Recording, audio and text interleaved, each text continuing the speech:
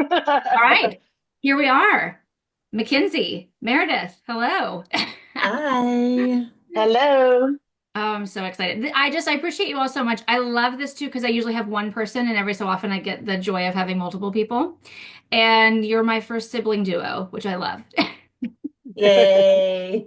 Yes, Meredith and I know each other from working at a long-term rehabilitation facility. And of course, McKenzie and Meredith know each other, From from birth. from From the same childhood. womb. Yeah. Yes, shared a womb. Yeah. Well, what are we talking about today? Oh, geez. I mean, something that we all have in common is that we're working moms. Yes. Yes, Yes. absolutely. It's Very been true. such an interesting thing these days of actually, wow. I knew I was gonna get around to this, but I think I might just jump right on the soapbox. So Yeah. I have started, which I don't even want to say because please don't, y'all don't go find it. Not YouTube, but like I've started this little Instagram. It's very small. It is curated. It is my safe space. It is gardening. It is baking. It is Hmm. painting. It is architecture. It is a beautiful. I know that when I open it up, I'm not going to land on great Uncle Joe's bigotry, racism, hatred, Right. because Right. I've been off my social media for a while. Hmm. I haven't posted in ages because I don't want to share my kids with anybody who I don't want to share it with individually, personally. And that's the thing. That's the trap. Like I'll get on to watch my Golden Girls rewatch podcast group because I do love that's what I get on Facebook for. I like And I'll that. land and I'll see like Meredith and her kids or whatever, and then I'm like, oh, okay, let's go. Oh, here's Mackenzie sharing something beautiful from work, and then it's great Uncle Joe saying something, and then I'm in a bad mood and da da da. Like it just Yeah, it yeah, yeah. so Yeah. on my feed, somebody who I'm following, who shan't be named, posted this thing. And the quote in the body was beautiful. It was, you would die for your kids, but you won't live for them, as in changing your eating habits. Getting sober was one of her examples, which my husband sells wine, so I'm not espousing that everyone needs to be sober, but the font, the text on the actual thing was like, I'll just never understand why people can't do these things for their children. And I'm like, oh, baby, curiosity. Not, I was like, so you've never worked in recovery, clearly, fine, but like curiosity, not judgment, would be great here. Like, hey, Yeah. I'm curious. How can I support you through that? What are your thoughts on?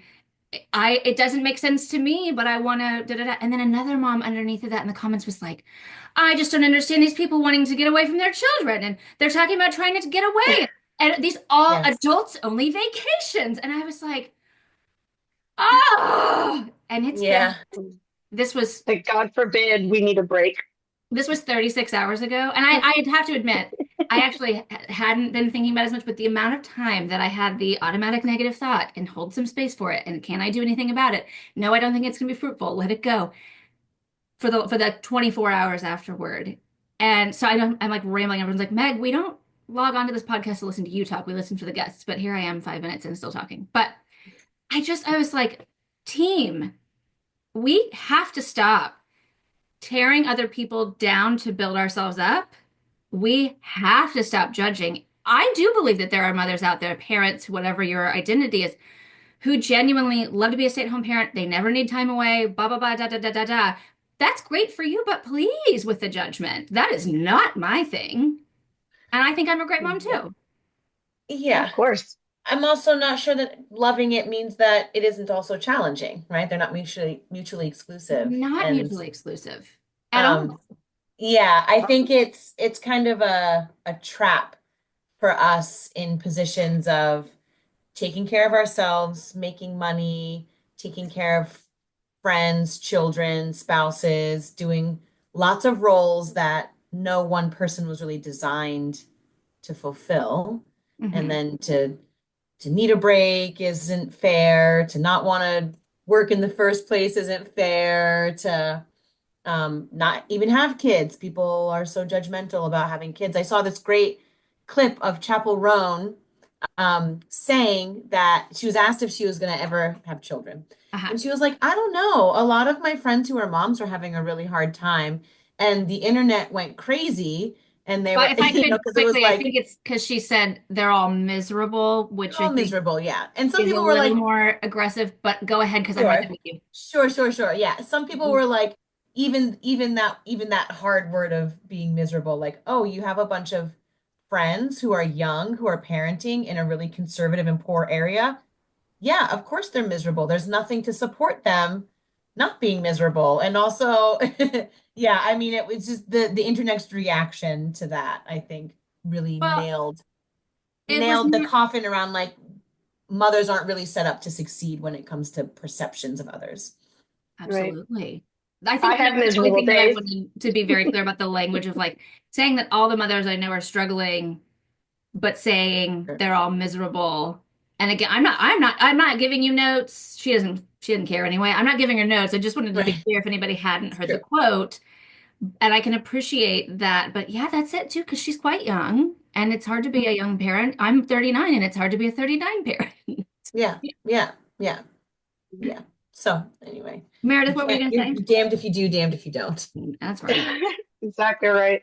Oh, I've gone the gamut from being, I didn't have kids until I was 37. So I had my career, friends, social life, Hmm. marriages, and then all of a sudden I'm a working mom. And then for a while, due to a lot of things, COVID being one of them, stuff, stay at home mom to twins. Okay. And then going back to work part time and now starting up a business with twins. And I can tell you that being a stay at home mom can be very rewarding. It is also the hardest thing I've ever done in my life. And it is so isolating. And I have like some of the best emotional support in the world. I really do. You too, lots of other friends, our mom, other sisters, like so many supportive people in my life. And it's still so stinking hard. Hmm. And so, yeah, I would not take offense to someone saying that I'm miserable because there's a lot of times I am miserable. And that's okay. I'm not supposed to be happy every single day of my life. What I search for is contentment. And I also understand that balance is a difficult thing to achieve. And so I'm always striving for that because we're never going to just be happy forever, right? We Hmm. may struggle to be content, but I feel like it's okay to have the bad feelings and the good feelings. And I don't trust anyone who says that they're not having miserable days. I don't believe it. I think Or that's not a having a hard time balancing parenting. Yeah. yes. Right. Yeah. So Mm-hmm. true. And I think that's a common denominator amongst many of our issues in the country and the world today is the struggle with understanding that nuance exists. I love my children. I don't enjoy being a mom. I am having a bad day. I like all of those things, like the job of mom versus loving your kids and parts of being a mom. And we know that we took the job because it's we knew it was going to come with some of these things, but we're also that's the same as with any other job. I actually have that conversation with my stay-at-home clients of like, you think that you never heard a friend talk about parts of their actual outside of the house paid job that they don't like? You think that Yeah. that exists? I don't know. I don't know. Even the person who I think loves their job the most in this world has notes and comments and thoughts and concerns. And you're working a 24-hour job where With you're no pay. for no pay for many, many, many things that it's, beating the drum about how amazing stay-at-home parents are. You're allowed to think that. And I do want to meet everyone where they are. Like if that's what you and your therapist together have come up with is the mantra of I love this and I'm never allowed to think anything of that otherwise, like I have questions, but that's not for me to have. But for the rest of us, like that's okay. Like it's forced positivity otherwise. Everything's great. Everything's great. Like Mm-hmm. that way lies madness. Yeah. Yeah. And I think it takes away from the people who do say, I'm not happy. What would my life have looked like if I didn't have kids? And of course you don't know. Nobody knows, you Yeah. know. And it doesn't mean you regret it either. But there's always just, there's always the grass is greener. And I think that, just being happy and content in the moment is important. Like, I might have, toddler meltdowns or something like that all day long. And then the next day I drop them off somewhere and I have a day to myself and I start to miss them. And I'm like, shoot, Yes. I really, it's a high, high, low, low kind of situation. And that works with work as well. Like there are days when I come home from work and I'm like so exhausted. And I just want to like sit on the couch in silence with like the lights turned off, you know, and not be touched or talked to or anything like that. And then there are days, I come home from work and I'm like, you know what? I did something really good today. And I love the team members that I had. And we all pulled together and did a great job, such is life. Yeah. Yes. Yeah. That's the thing too, is I think that there is, because the children are involved, that it becomes such a separate thing. But like that is your job. And again, like I said a minute ago, like very few people do I know have never had a complaint about a job. So what makes it this separate, special thing that people aren't entitled to sometimes just be like, oh, this is hard? Or like, yes, of course, Yeah. it's parenting. It's not childing. It's my job to be I have to be regulated so they can be dysregulated in a safe space. And I get that. But like, when do I get to be dysregulated? When do I get to be ridiculous? And that's not the children's job and fault, or that's not their worry. But like, if I'm constantly beating myself up and telling myself that I have to be doing it just so, I mean, again, I don't suffer in silence anyway. Meredith knows this very well. Like, I just don't know how we navigate that. And again, yeah, so I can appreciate when people see that and they're like Chapel Roan being like, yeah, I think I'm good. I don't really want to do that. That does not look like fun, and I don't feel called to be a parent. And if I was thinking about it at all, that kind of tipped it away from that. And I love to be a great auntie to your kids. Right. That's great. Not everyone has to. More people who don't feel comfortable having children should just be okay with not having children. Mm-hmm. And we need not to everybody should be a parent. Yeah. And so much of this conversation for me is like really hard to not have the macro view of society and like political socioeconomics and how they play in, because everything we're describing is reflective of a lack of community and like collective care. Mm-hmm. We experience that. It feels extra hard because we're doing it alone. It feels extra hard because we're not, we're going back to work after 6 weeks instead of having a year of being supported to bond and to create ourselves and children as good people. All these, the basic infrastructure of a healthy society, we're missing those things.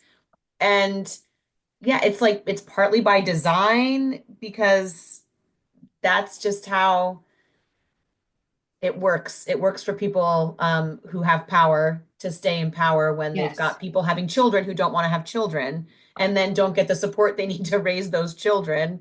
I mean, it is, when parenting can be weaponized and used as a handicap, it is reasonable for us to notice that there must be something kind of challenging about it and also something very powerful in it. Mm-hmm. Speak on it. I mean, that's an interesting thing. I don't know how political we feel like getting today. I'm open to go either way here, every which way. But it's interesting. Like the current government is talking about trying to offer medals of valor for people who have X number of children, which is such an interesting thing. I mean, again, first of all, I do think every parent deserves a medal. Yes, thank you for the recognition, but not in a way for population's sake and not in a way to motivate in that way. And they're like, I think they're talking about even like with that comes a $5,000. That does not even cover your medical bills in this country. Exactly. That's not 2 days in the hospital costs more than that. Yeah. And just a few years of winter clothes and new shoes. I mean, absolutely. And so it's such an interesting space to consider that as well. Like, what are this is a conversation I have with clients all the time. Like, we talk about core values. What are your internal beliefs? What is driving your choices in everything that you do, whether or not it's intentionally thought of or subconsciously?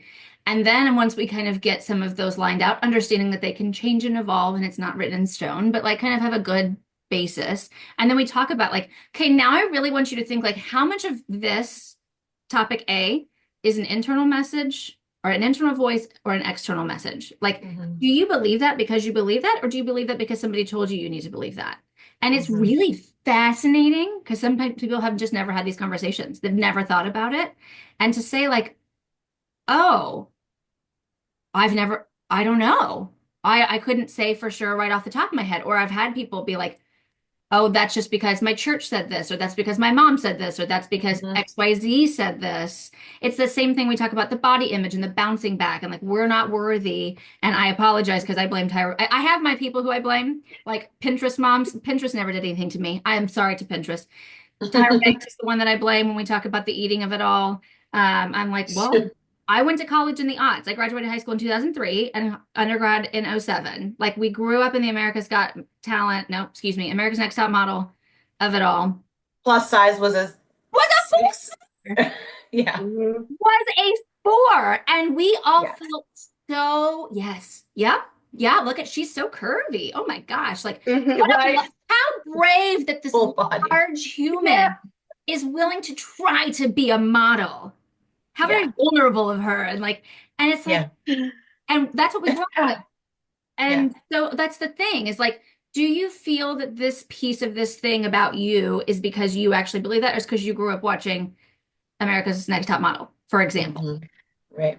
I think that we all are raised with a script. And I'm not saying that our parents necessarily intended to do that. A lot of it's because they were fed a script growing up. So whether it's Yes. you have to, cute face, little waist, and a big behind, or you need to have children and have a family, or you need to go to college. I mean, that's the pendulum swinging back the other way now, where Yes.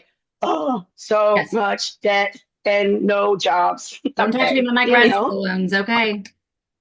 Yeah. So it's peeling back those layers of the onion to figure out, you both were just saying, what has society fed us, and what is actually what we want, what we think. Sometimes we don't even know what we think. We don't even know if we have an opinion. We feel like we have an opinion, but it may just be something else that we heard, and everybody else around us is like, yeah, that makes sense. Like so many of us are brought up in an echo chamber, and when everyone's telling you the same thing, you feel like it's a fact, not an opinion or a feeling. Yeah, and I feel like by the time you realize, like we come into adulthood and it's like, oh, there's some work to do, there's some unraveling, there's some understanding I want about myself and my world and how I relate to it. And by the time you realize that, you're like, okay, I have diapers and breakfasts and drop-offs and bills and all these things. And like it doesn't always align with the time it takes to actually understand those differences in what's real and what's perceived and what we actually most definitely. My first guest ever, our topic was motherhood and identity. And coming back to what we were talking about, the permission of not making it have to be something or like all of your identity, and not listening to those external voices of people who judge you. And some of that too, let's hold ourselves accountable to. Some of it's mind reading. Some of it is, did my friend tell me to my face that I'm a bad mom because I wanted to take an all adults vacation? Or do I think that my friends are going to think that about me because I wanted to? And that's a different thing too. And that's where we have that, I don't want to say haha control, but like that's where we can participate in that thought process of, I'm not going to place that on them. Now, if they say it to your face, then that's a great conversation for you, for yourself, of like, then why are we friends? Or if they meet with curiosity, that's fine. But if it's with judgment and that's just planting a flag, then I don't know, maybe it's time we can shake up and shift some relationships around because we don't share the same values. Reevaluate that. Because we all have those negative voices in our head. We don't really need help. So sometimes it's even true. Like I think of that line in the movie Pretty Woman, where Richard Gere and Julia Roberts, they're like laying in bed and he says something nice to her and she's like, it's just easier to believe the bad stuff people tell you, and so it's like when you have friends or anybody, I mean, it could be one of your workers that you're not even really friends with and don't really care about, but they could say something judgmental about your family life or how you are trying to balance things. And that can stick in your head and you start to replay that. And I know for a long time, I would start to replay it over and over again. And I start to feel like it was true. And then I'd be like, no, screw them. I'm doing the best I can. Yes. Yes. It's hard. I love that though, because it's so true. And what you said, you're saying to yourself, your partner, spouse, whatever your situation is saying, your kids are even telling you that you're doing a good job. Not that again, not that's not their job, but like they do sometimes. You're the best Mhm. mama ever. Like, yay. Mhm. Your actual loved ones are saying the things that are supportive, and you hear some schmo at work say something, or some tertiary friend, or some post on Instagram or some social Mhm. media that these people don't even know you and they weren't even talking about you, but you're personalizing it.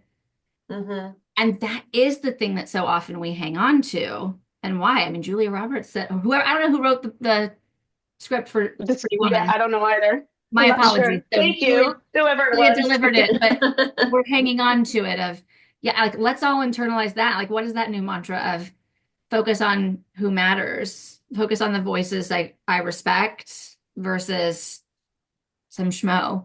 I've been Right. Yeah, absolutely. I've been thinking recently about the time it takes for societies to evolve and for individuals and like species to evolve. And I feel like we're holding on to these things that protected us as species, like, oh, your kid's in danger from the fire. I'm gonna like tell you that, and then you're just gonna take action. We don't have the same threats to our families that we used to, but we hold on to the same like adherence to judgments. And the judgments are totally different and not necessarily rooted in safety. And we're also faced with all this weird messaging about, I mean, like, feeling like certain communities are threatening when actually they're not threatening to us, and certain identities are threatening and they're not actually threatening to us.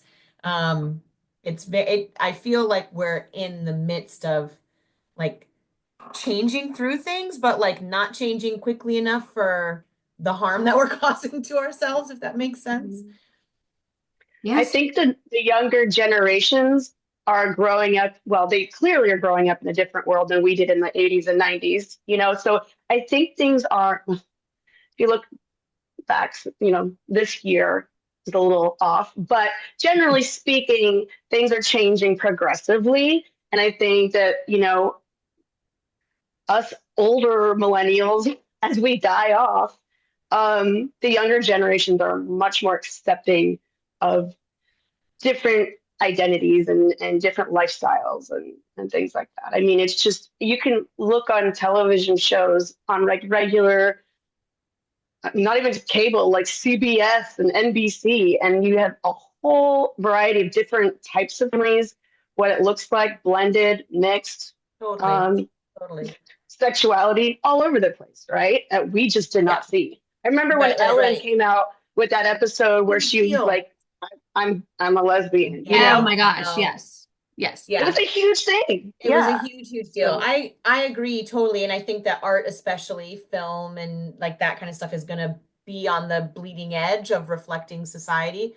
And I think what we're seeing is this dangerous swing of like, as the more that people are able to be their authentic selves, the more like, we've got the identity politics of hatred on the other side. Oh, that's right where I And was going, McKenzie. Go ahead. yeah, and it's like it's just so wild to watch it. And I do see an arc in my community. I live in a progressive place, and I see kids, yeah, like and coming into themselves in all these very like bold ways and being very welcomed. And then I travel outside of Ithaca and I'm like, oh right, it's not safe to be to look like this or to feel like that, or in this part I can remember breastfeeding as a young mom and like being in airports with people from all over the world and realizing, oh, this isn't a thing that people accept, and the reasons they don't accept it mhm. are pretty wild and rooted in some scary stuff. Yes. Yes. I just piggybacking off of the breastfeeding in public. When I went back to work, I had to pump literally either in a bathroom stall or in a closet on a different floor, like a janitor's closet. Ugh. Real comfy. I had to pick Yeah. up my own chair and take it with me on the elevator, go Oh into my the closet, gosh. or in the bathroom, which is disgusting, Like you're the It's first person there to ever lactate in that building, in it's that wild. workplace. I just Right. I It's just with don't an insurance understand. company. Yes. I just don't understand.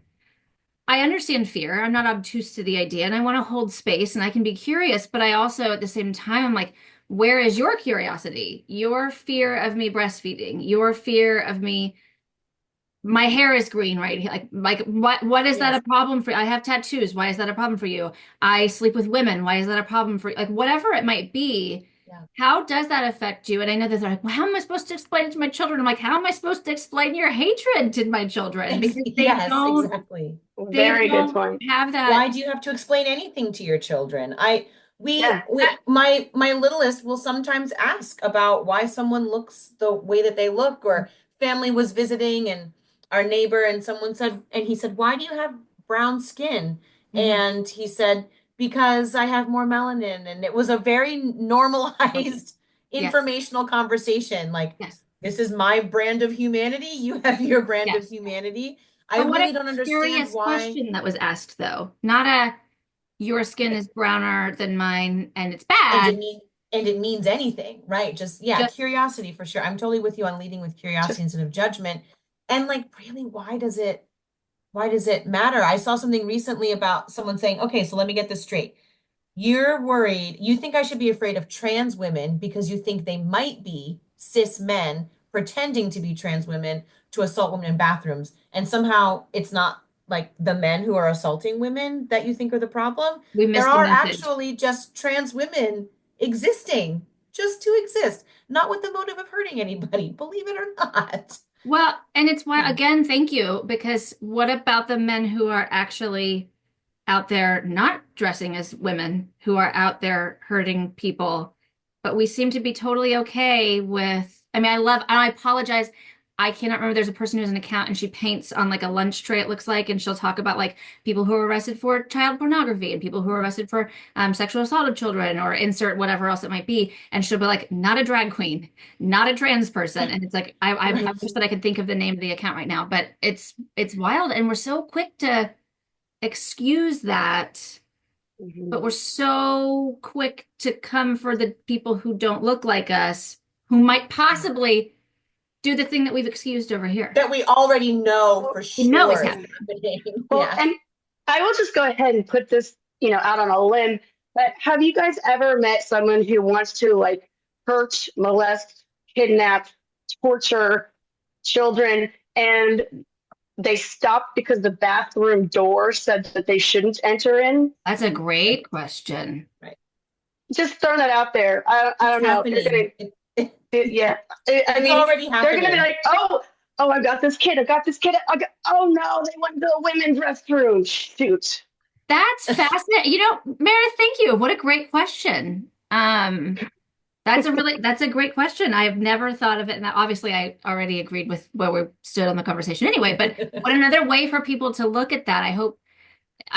Honestly, I probably feel like we've already lost the people who need to hear this conversation already by this point anyway, but if we get somebody's here of like, could you please ask that for yourself and ask that of other people when you're thinking of something that restricts other people's rights, which again, I think is so fascinating because there are so many people who espouse being the party of lower government intervention and more rights for people. Family values. Yeah, but then again, Mhm.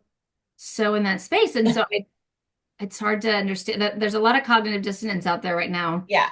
Yeah. That is And- so, and it's one thing to be like, wow, I didn't vote for that candidate. I don't really love his policies on Egyptian debt relief, but he's going to spend our money in that way, in a way that I guess I disagree with. It's not like that. It's Right. taking children from their families and locking them in warehouses. Yes. I mean, we could go on and on. That's Yep. where so many of us do struggle is, again, previously, and of course I was younger and I was much more in a different, I'm not going to excuse anything, but I'm saying like, I do feel like previously when I disagreed with a politician in power, it was something like, well, we're going to have to agree to disagree on that. Like, I can't agree to disagree with you when you're talking about taking Right. away somebody's rights, dignity, and value as a human. Yeah, exactly. Yeah. It's not policy anymore. That's humanity. Right. And there's no wiggle room when it comes to humanity. We all are. We're all allowed to be. That's it. Yeah. Yeah. And so we've Mhm. got, this will come out just after Mother's Day, but I was curious if you all had any thoughts because I've just written my blog post for my Focus Friday, which is not about Focus Friday, but that's what it falls under my blog, about Mother's Day reflections and how to navigate that intentionally. Do you all have what are your thoughts on Mother's Day celebrations? I don't know. I'll leave it open there, and then I've got some more specific questions. Yeah. I'd actually love to read something to you because it's on my mind a lot. I have a band called Mama Look, three mothers, and we're singing a lot of harmonies. It's this beautiful folk I will trio, put a link to that in the show notes. Yeah, and we're putting a lot of hope out there, I would say, through music. And we're hosting a Mamas for Peace event this weekend. And I always have lots of reflections about Mother's Day because I've been a mother my entire adult life, and I know mothers, and mothers uphold the world, right? So I always have a lot of gratitude and mixed feelings and sadness and grief around the topic in general. But Mother's Day actually started as a call for peace. And I think that this is something that has gotten a little lost, but I had no idea. Yeah, really, really valuable. So Julia Ward Howe in 1870 made this proclamation for peace after the Civil War. All these women were saying, we are not going to send our sons to war anymore. We are tired of it. And they came together. And she said, arise then, women of this day, arise all women who have hearts, whether our baptism be that of water or of tears. We women of one country will be too tender of those of another country to allow our sons to be trained to injure theirs. From the bosom of the devastated earth, a voice goes up with our own. It says, disarm, disarm. The sword of murder is not the balance of justice.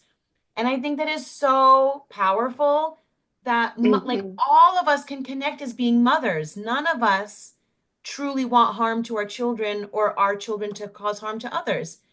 And I think if we're talking about like, what are the real family values? Where are the identity politics in that? Like, motherhood is about peace. Like, I've always felt like the revolution starts in the family. It starts at home with how we treat each other and like real justice and equity in our relationships and treating our children with respect and teaching them consent and all these things early on. And I just really, I love that. I reflect on it all the time. Like, come on, moms. We have a lot of power and we have a responsibility also. I just want to recite that every single day. I've never heard that. I thought that Mother's Day, not appropriately, I think it's nice to have celebrations of parents and loved ones, but like, I just assumed it was a greeting card holiday kind of thing. That is so gorgeous and so beautifully written. Yeah. It's interesting too, though, because yes to that. Yes to that. I'm literally going to like print it and hang it somewhere, and I'm going to post it like once a week because I want people to be reminded. It is interesting though. Man, we're getting like on all the topics today. I'm just losing so many people. I don't care. I was talking to somebody about strengthening relationships and listenership too. Yes. So I was yes, absolutely correct. I was talking to somebody about Palestine, and I was like, I don't believe in a higher power, in a God that wants children murdered. Yeah. And the person I was talking to changed the subject because I can't say for sure because they did not say in their words, I do, but there are people out there who actually do genuinely believe that. And there's this like religious nationalism, and it's ethnocentricity. It's perplexing to me that you would be okay with seeing another person's child, and then the audacity of thinking that your children deserve to be safe over somebody else's. It's wild. Us versus them mentality. Very much so. You know? And also, can we just say that whoever does think things like that have never met these children in real life? I bet you if they saw the suffering face to face with this child, they would do everything in their power to help that child. Yeah. Well, that was actually, and I've been waiting to try to find a place to do this, and I couldn't come up with like a pith is not my strong suit. McKenzie just now, but we've met before, but like this is the longest we've actually had chats. Pith is not my strong suit anyway, but I just was thinking, and I say this with all the love, knowing the space here, knowing my own experiences in my own neurodivergence and people I love, how quick people were appropriately, I did it too, to rise up against the ridiculosity of the comments about people with autism never being able to be supportive of the country and love The and work. pay taxes and work and all of Pay that. taxes, no Because relationships. that's your Yeah. real value. Yeah. that's your Again, what are we greatest talking? Yeah. And again, yes, yes, yes. Y'all go to my Instagram. I ramble for 5 minutes about my thoughts on that. So I'm saying I did it as well because it was preposterous, and I'm glad that we all rose up together. What I am saying was because so many of us know a person with autism or on the spectrum or neurodivergent in some way, that we felt so emboldened to be like, fuck you. And what I wanted to say, and I couldn't come up with a way to say it, was why don't you go meet someone from Palestine? Like Exactly. for those of us who are so quick to defend the people with autism, those of us who stayed silent or who feel like Palestinian children deserve to be murdered, which is again, like I'm definitely not going to your church. Yeah. I have many questions, but I don't even know if I have the energy to ask them. Anyway, Yeah. like what if you went and actually like not to be like, I know someone from that's performative, but like I do know a human from Palestine and therefore her circle. And like she was the one, I remember this was like 2015 when we were working together, and I mentioned I had seen Anthony Bourdain go. I mean, may he rest.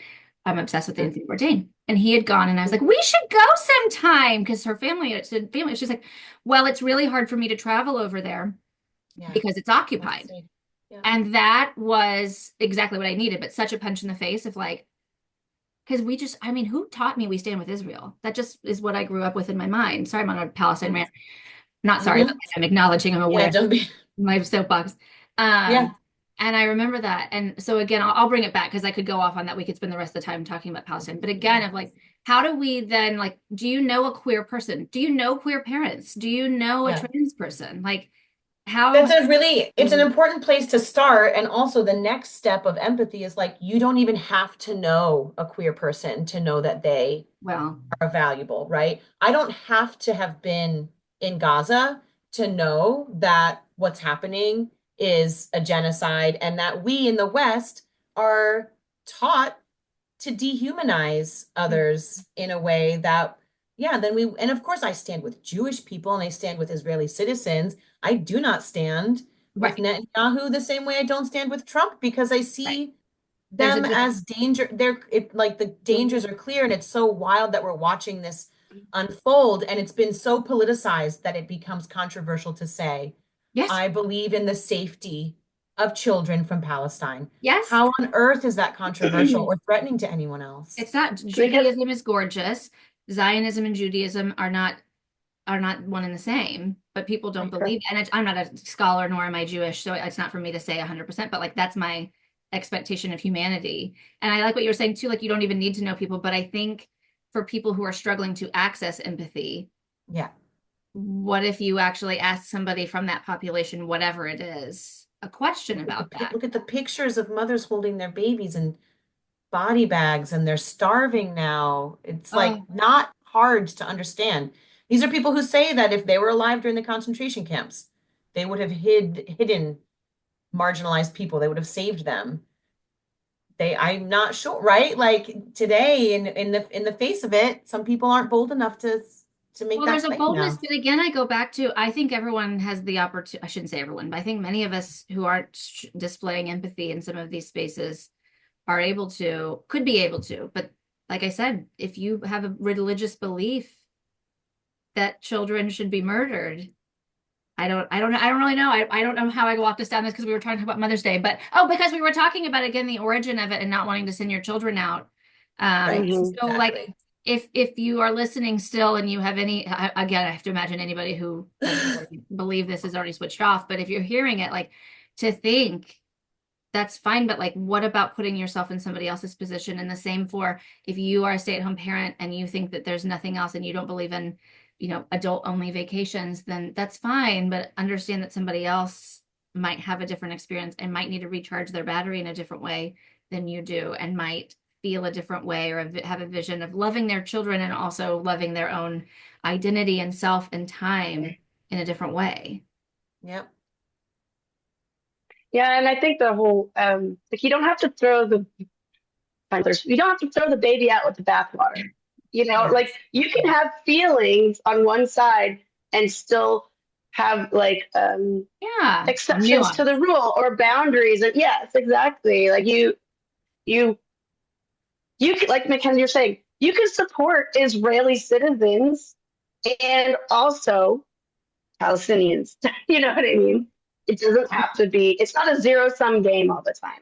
Just because Well, but again, it's you, nuance, nuance, nuance, nuance.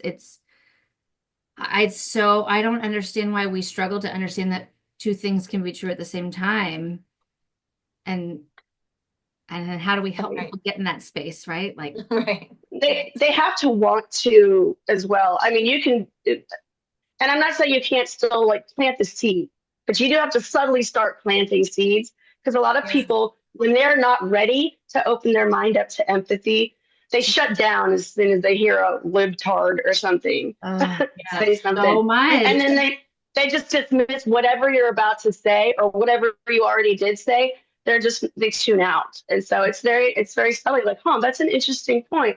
Explain that to me a little bit more, you know? And Curiosity. I feel like asking questions is a good way to get people to start questioning themselves and their own beliefs. Absolutely. It is a good tactic, and I have to remind myself to have the patience and not just jump into like wanting to educate someone. Who am I to presume that they're not educated, right? They've come to their opinion through some form of what they consider to be education, I think. And the three of us are really logical people, and with social science backgrounds, like we actually know what peer-reviewed research means, and don't get me started on research. You're Googling. You're Googling.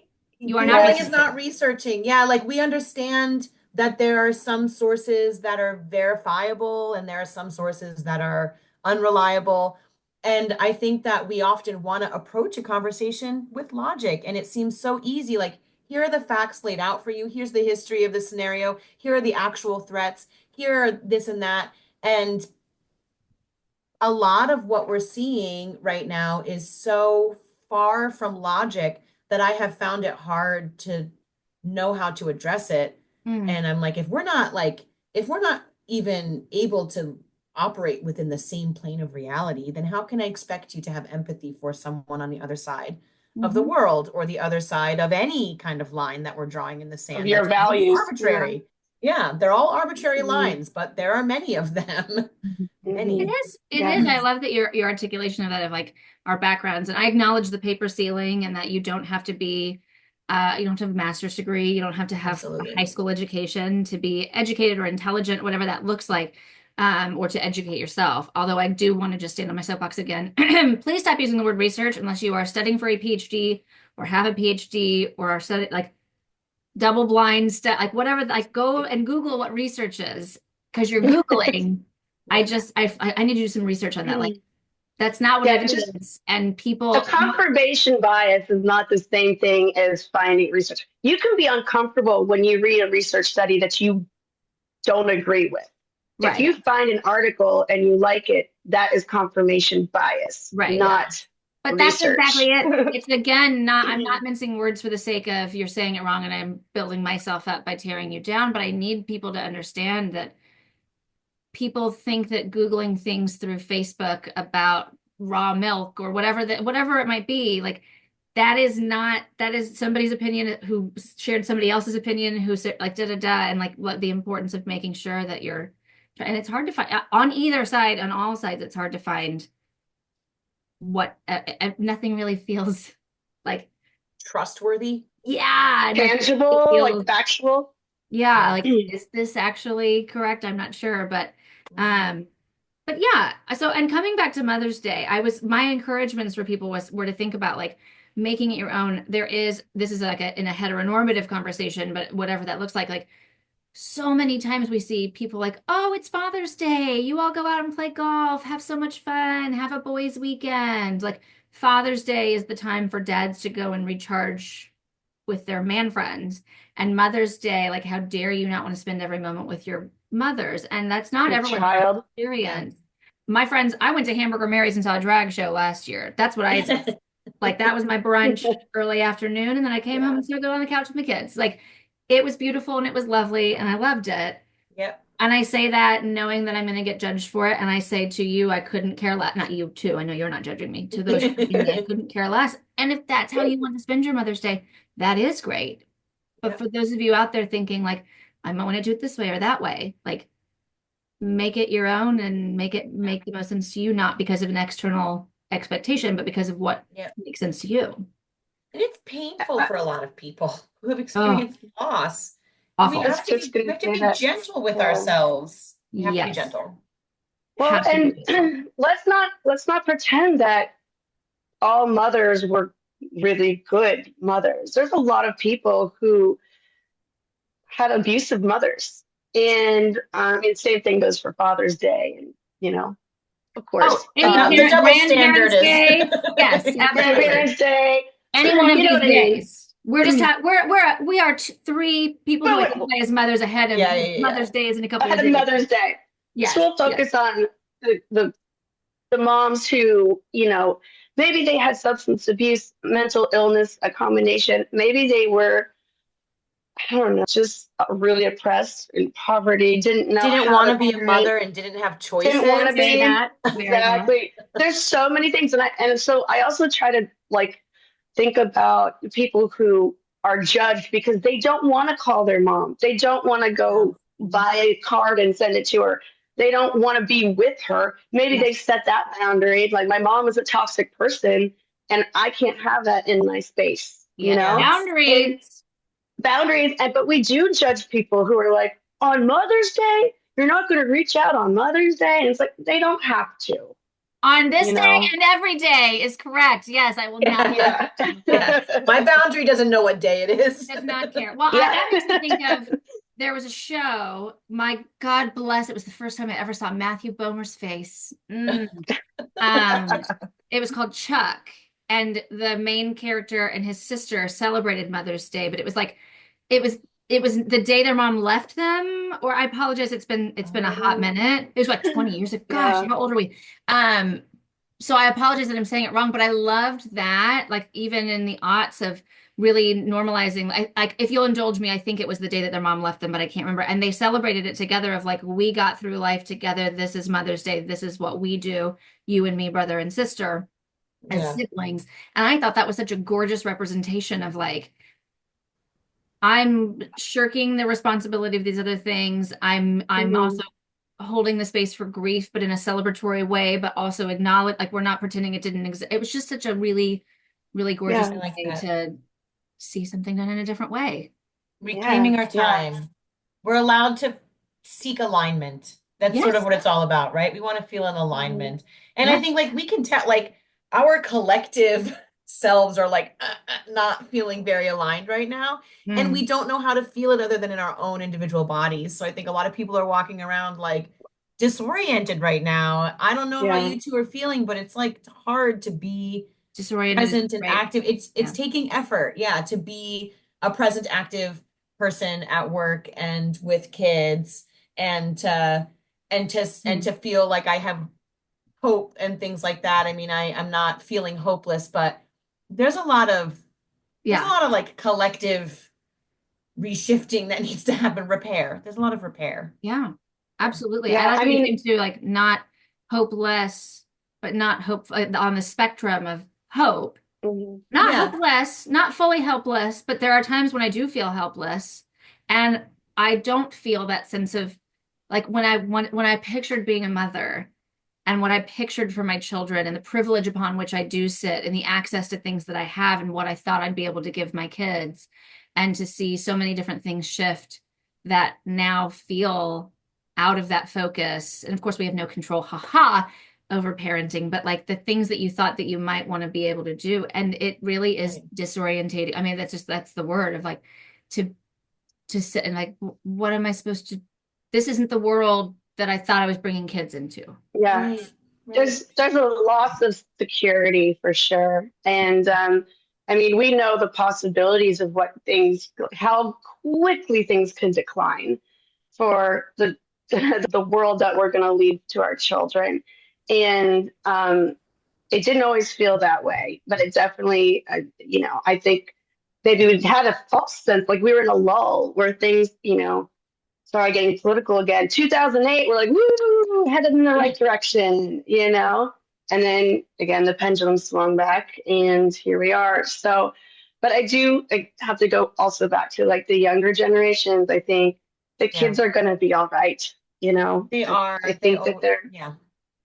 they're they're uh, they're very incentivized in a lot of way to pick up the pieces and be like, whoa, I don't like that. That's not cool.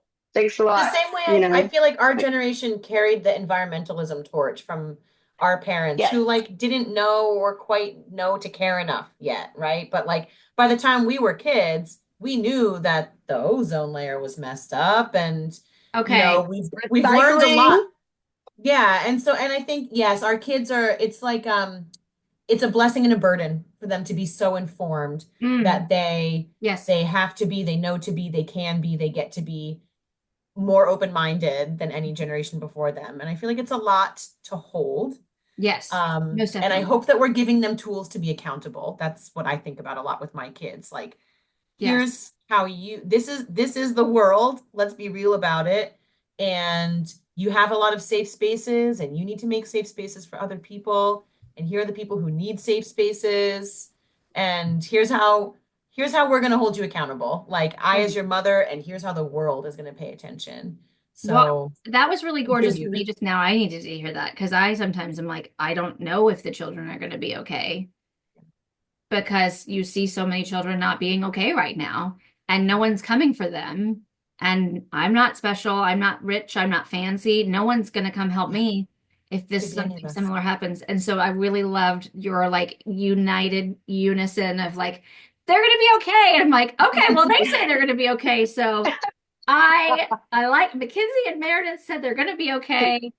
And I like it. I want to go on a quick tangent because you mentioned the ozone and then I'm going to bring it right back. But like, that's a really great example. Like we in that time, not we, I was in elementary school, but we learned that there was a hole in the ozone layer. So scientists came together and collaborated intercontinentally and decided how can we make, so what are we going to try? We're going to try this, we're going to try that. And now we don't hear about the ozone layer because we figured like we We can come, patched we can, it. we went out, we sent somebody out Mhm. and with a sewing kit.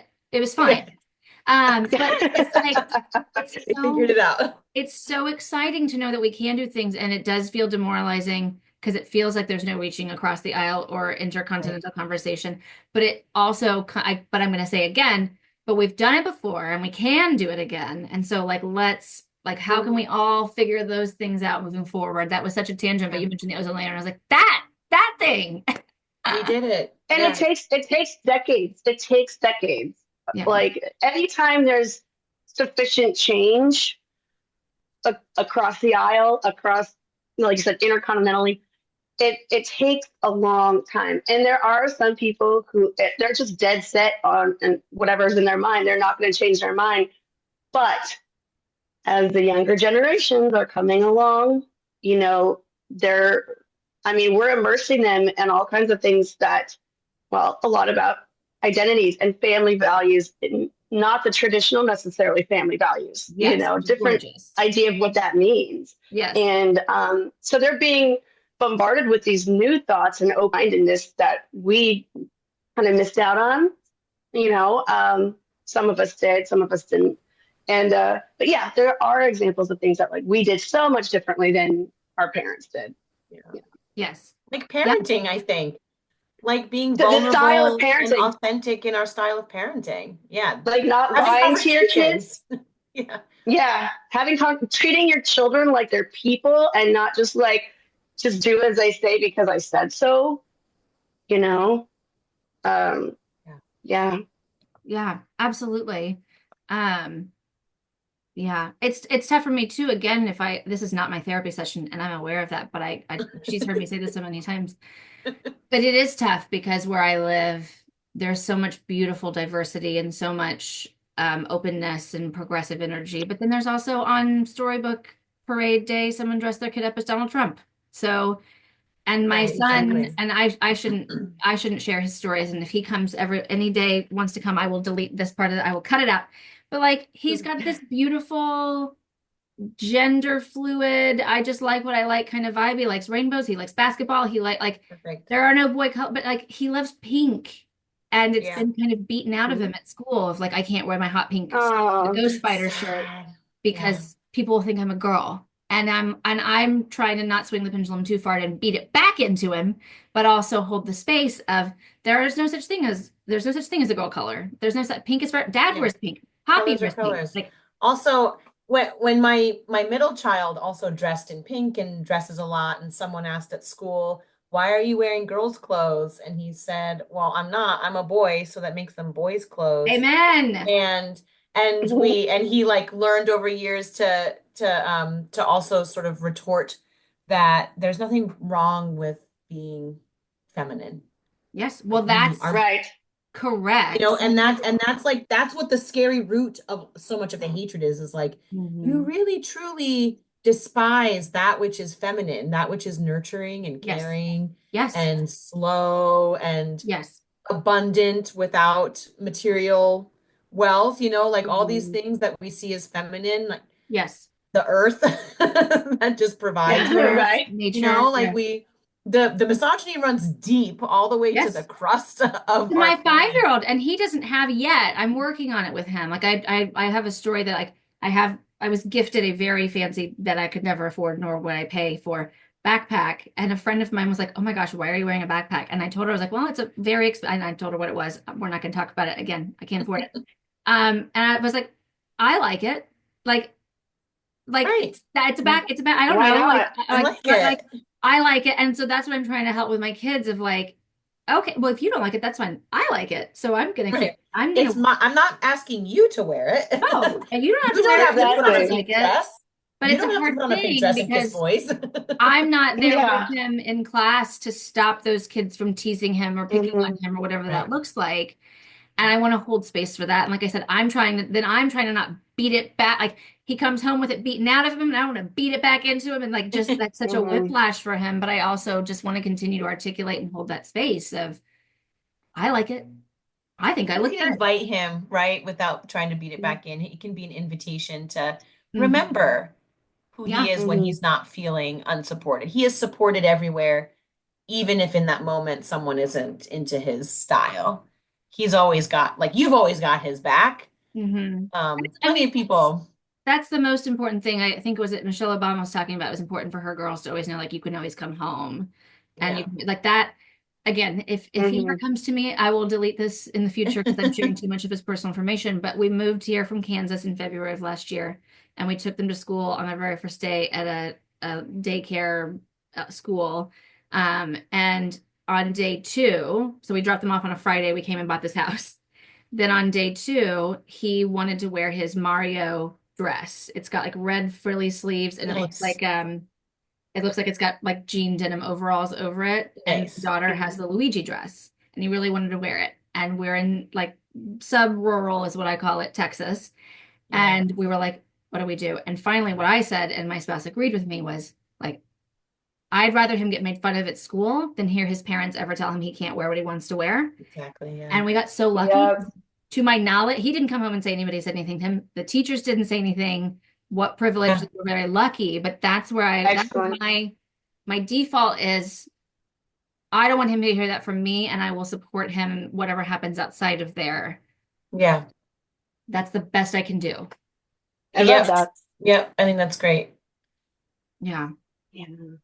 Yes. Yay. And then I wanted to just really quickly hold some space for those who are grieving through Mother's Day and any time. So I remember the first time I had a pregnancy, lost my mom, and girlfriend got together and put a basket together for me for Mother's Day.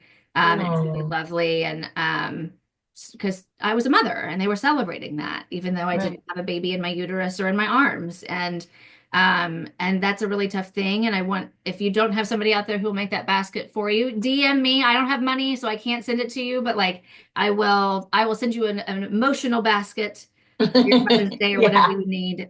Please know that there are so many of us out there who've experienced pregnancy losses, fertility struggles, and that it doesn't just the same as it can be a person with a penis celebrating Mother's Day because they identify as a mom, as it can be anything else in between. It can also, you are part of our group.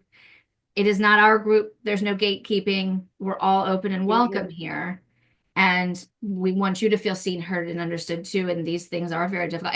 Have you all, I don't know maybe how many people you notice on your email lists, but I've seen a number of brands now a couple of weeks out, say like in mid-April, saying like, would you like to not receive Mother's Day? Like, Oh, I think that's gorgeous. So yeah. That is really nice. Sensitive. Yeah. so much space. Like, no, I would not like to see Mother's Day because that's like, I don't want to see you being celebrated by buying this gift Right. concert, whatever it is. Right, right. Right. I think that's really lovely too. Yeah. Wonderful. See, we're making progress. We still are. Yeah. Even if it's one step back, two steps forward, okay? I like it. I like it. Yes. And that's it too, right? Is that we can do the changes that we can do in our own spaces and in our own, and yeah. Yes. So, Right. lovely. Can McKenzie, I'd love, will you, I'm going to put in the show notes, but will you tell everyone where they can find your band and anything else that you'd like to put out into the universe for our listener darlings to find? Yeah, for sure. My band Mama Look, you can find probably the easiest is on Instagram.com. Mama Look Music is our handle. I have another band called Strange Heavy, strangeheavy.com. Lots of family-oriented music with different flavors. And yeah, anyone who might be happening to listen to this who wants to talk about the intersection of moms and politics and music and stuff, you can send them my way, Meg. I'm always down for Wonderful. conversations with friends. And Meredith, is it too soon to share your training and everything, or what would you like to share? No. Sure. Okay. So I am getting trained. I've already done the first half next weekend. And the next 2 weekends, actually, I'll be completing my training to do brain spotting, which is a very interesting therapeutic technique. It's a lot to go into, but it's very physiological with great psychological benefits, is how I would explain it. So I'm starting private practice doing telehealth, and I will be using the brain spotting technique and also psychotherapy when needed. So I'm just really getting started with opening up this practice. So I'm not going to give the name or anything yet, but I'll give you some Here's the info. thing. If you, listener darling, liked Meredith and feel like you want to get in touch with her in some sort of way, you can keep reaching out to me, and I will be happy to be the bridge and the connection to her for when she does fully officially launch, and that will be how we navigate that. Done. Perfect. Okay. Well, this was lovely. We went everywhere today, and I really enjoy not chaotic. I like to use the word chaotic. Well, first of all, chaotic and twirly. I'm a white girl from the Midwest, so anything's a Friends reference. So chaotic and twirly, but I don't mean chaotic like chaos in a bad way. I mean but woo, okay. So very chaos, neutral chaos. Yeah. I think it's beautiful chaos. So that's what we experienced today. And it was nice. Honestly, this was therapeutic for me because I got to say so many things that I wanted to say that needed to be in like a longer form than instead of just an Instagram post. So I appreciate you all allowing me the space to ramble myself. So thank you both again so much. Happy Mother's Day or whatever Parents' Day that looks like to those of you who are celebrating. And for all of my listener darlings, be curious, not judgmental. And we'll see you next time back on the Perinatal Podcast.